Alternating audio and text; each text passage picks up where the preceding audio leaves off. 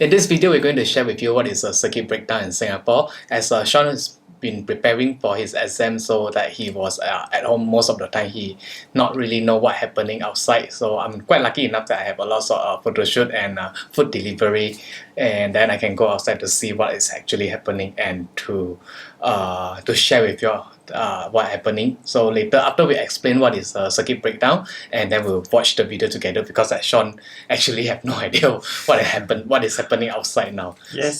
Yes, indeed. So, to let you all have a better idea, circuit breaker period has been implemented for 1 week in Singapore now. It's something that is very similar to the lockdown in most of the countries amidst this pandemic.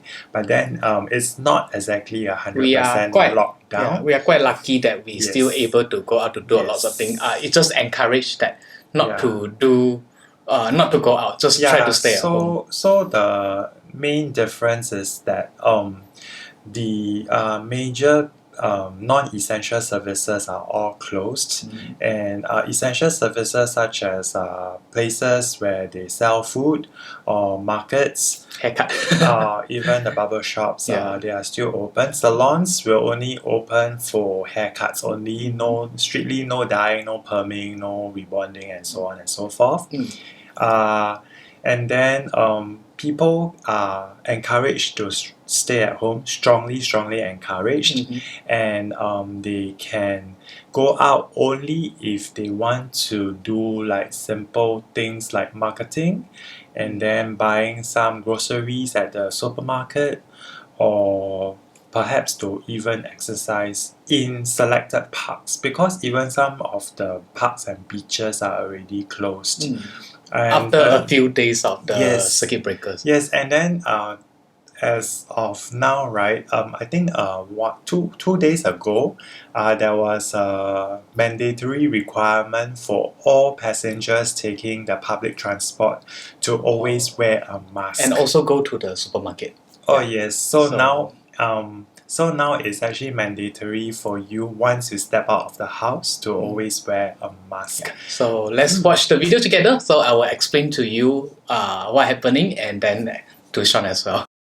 This is the first day I have a photo shoot, and then you can see that it's quite empty. Outside, and the people are quite well behaved. It has never been this empty at the interchange. It was like back to 10 years ago when I was in Singapore. It's very comfortable, so people can still go to do exercise. And then there's getting more and more people go to do exercise outside, so the street is like empty, and you are not allowed to dine at the coffee shop or the hawker center. It's only takeaway.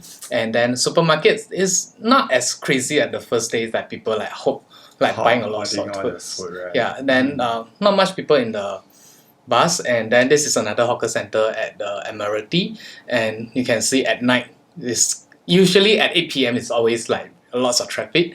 And then this is at North Point in Yishun, that where we stay. That most of the shops are closed, and even the restaurant. Yes. So so like people can still go to the mall to do the food shopping for food, and then so all the seat in the hawker center is all takeaway. And cafe are still open for takeaways as well.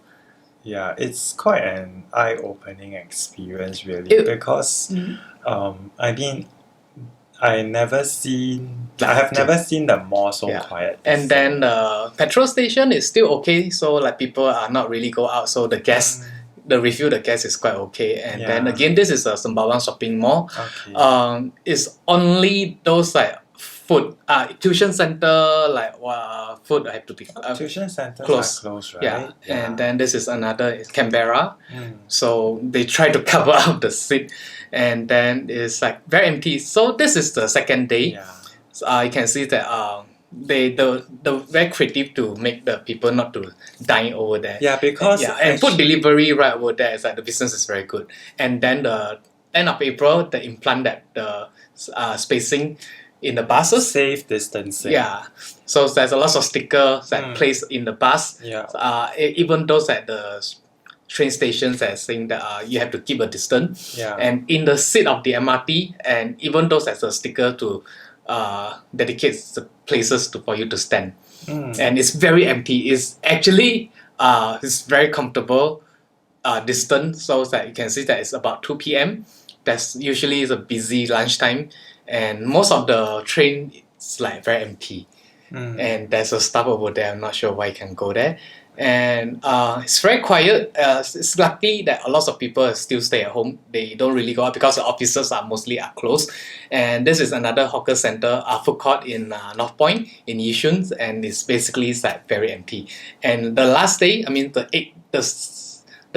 week later, and then the train station just had the spacing like this go into the station.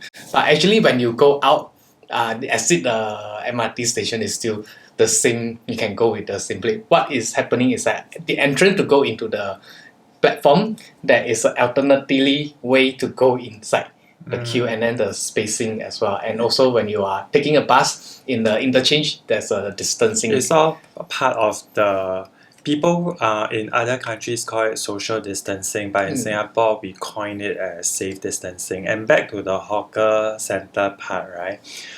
If they never ensure that people don't dine there or don't practice safe distancing when they are queuing for their food, they will be slapped with a fine or even be forced to close.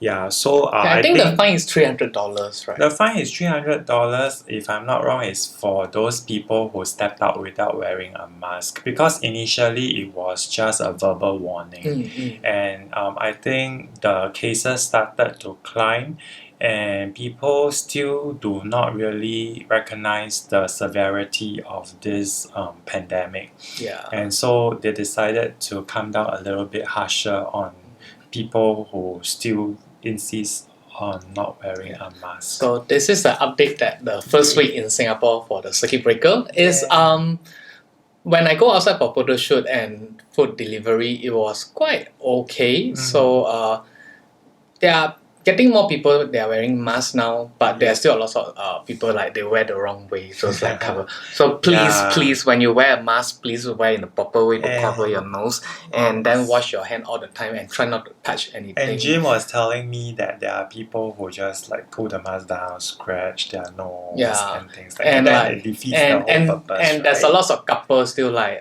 kissing, touching. A lot of parents still holding like try to touch the kids, all these things. So try to practice a good hygiene, and then be more awareness of those when you touch. Yeah, because basically I think the government has done a fair bit to ensure that everybody has got a mask. So they even resorted, because you know that surgical mask is in short supply worldwide, right? So what happened is the government actually thought of something else. They actually gave every household reusable masks. So I'm going to show you how it looks like. So it's actually cloth, but you can actually reuse it. So every time when Jim wears it, right, and then when he comes back from his work assignments and things like that, then he will just wash it. For me, when I go for photo shoot, I still wear the surgical mask, because as we all know that surgical mask is the safest. And then when I go outside for food delivery or go to buy dinner takeaway, I will use this one, because usually I will not take the public transport in an enclosed area. So because if you see the material is a bit on the thicker side, and it's slightly more uncomfortable, but at least it's an additional protection instead of having no protection at all.